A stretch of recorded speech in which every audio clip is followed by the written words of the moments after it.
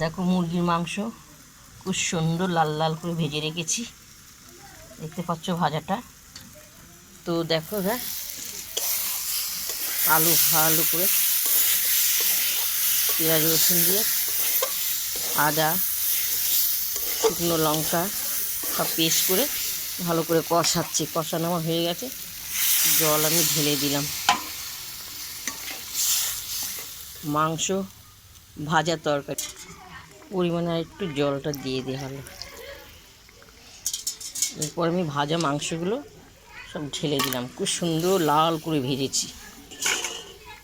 মাংস কষানো একরকম স্বাদ, ভাজানো একটা স্বাদ।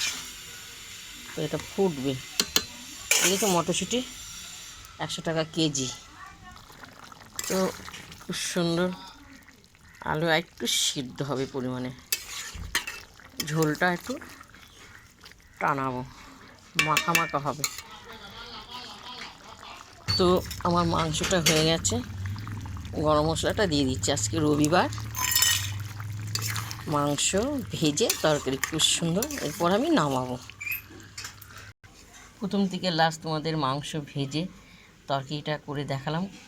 খুব সুন্দর ভাজা মাংস, তরকারিটা গন্ধ বেরোচ্ছে। এমনি তো আমরা কষিয়ে খাই, সেটা একটা আলাদা টেস্ট, ভেজে রান্না করলে আলাদা টেস্ট। তোমাদের যদি ভালো লাগে আমাকে লাইক দিও, শেয়ার করো, কমেন্ট করো। এইভাবে তোমরা রান্না করে খাবে, খুব সুন্দর অসাধারণ খেতে লাগবে।